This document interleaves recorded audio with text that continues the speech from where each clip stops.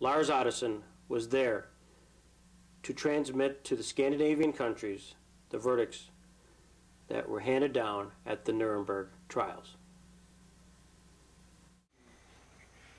I shared the room. We were 4 in a room. We lived in a place called Schloss Farben. That was IG Farben Bayer, you know, the one that made aspirin, one of the and they had a big castle. And the press was housed there. We slept on camping beds, about 4 or 5 in a room. And another young reporter was there, and I found that out later, that we actually slept in the same room. It was very famous today, Andy Rooney. Andy Rooney. 60 Minutes. He was working for Stars and Stripes as a young war reporter. That's right.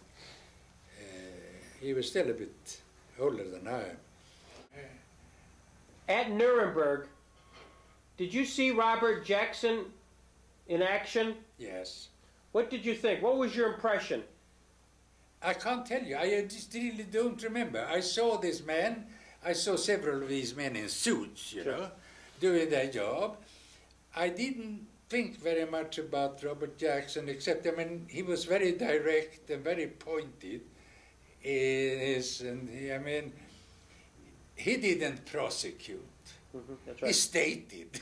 Right. He came up and stated facts, and they were not something. They were. But otherwise, I had my best impression of him is from what I read about him in London, and how he tried to explain how he was going to put his team together. And of course, today, what he did in Nuremberg was basically to lay the foundation for the fact that no obedience to any military or civilian superior is an excuse for committing war crimes or any other crimes. And I mean, basically, if you look at it, that is the essence of the whole Nuremberg trial. And that was what he, long before the trial, had set as a goal. And he succeeded. And I think that is his greatness. That's what his testament to the world, which is today tested, of course, in the trial in Hague against Milosevic. Absolutely right. I mean, the aura of Nuremberg hangs over that Hall of Justice in Hague. And so he is partly there. That's right. And there were, when I looked out there on the defendants, and they looked no difference to the old people who sat in rocking chairs in Miami Beach. Strip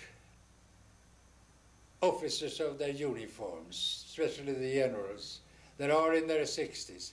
They look at any 60-year-old, and they at the same time lose their dignity the way they did. They look even worse. I thought it was a sorry-looking bunch of people sitting there. The only one that was on any trial was Göring. But he had already decided that he was going to be sentenced to death. He knew that. And he was certainly also for the fact that he was going to commit suicide. So he didn't give a heck. Hess, of course, he wasn't with it at all. Sometimes I wonder that he didn't know where he was. I mean, he was sitting fiddling all the time. And the others, they were sitting there stone-faced. And von Papen, he probably thought he was going to get off. He had a little bit of the foxy look, but it was none of these guys that had been, none of these guys who had been the power of the world in those days looked like the power of anything any longer.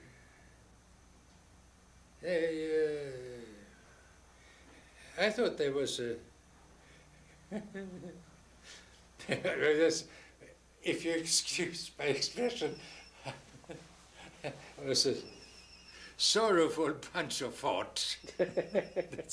that's what I did. And I always said that from the beginning. And some of them listened intensely, and some of them looked like they weren't there. And that I'm not too badly off by saying this about them is like later it was proven, for instance, in Spandau, where guys like Dönitz, and was the other name, Herrn, Reden, two generals, that kept bickering all the time. Like two old men. They had to argue about everything and nothing. If you hadn't done that, we hadn't done this, and that's how they went on, day in and day out for 10 years. Right. How long were you at Nuremberg? I was only there about 14 days. Mm-hmm. And then I bought a Mercedes-Benz for £5 of coffee and 10 cartons of cigarettes. There was no gas in Germany, so people had cars, but no food. I mean, you got a meal for 3 cigarettes, and you got a hotel room for half a bar of soap. So I took that one, and I toured through Germany, and I wanted an interview with Montgomerey that I'm sure he wasn't willing to give me. So I drove up to his headquarters here anyway, and had a little incident. What was that? I came in this car, and I knew I had no appointment, and I knew I wasn't going to get into his headquarters in Flensburg, so I had to find out a way to get in. So when I approached the car to the gate, we had 2 guards standing, I pulled the choke of the car, so the car started spluttering, blah, blah, blah, blah, blah, and stopped. And I go outside the car, and I shook my head, and I said, "Oh, damn it again." And I go, "Hi guys, can you help me here?" "Sure," they said. They put the rifles aside and went behind me and pushed me going. So they pushed me through the gate. And then I took off until before they found out what the heck they'd done. And then...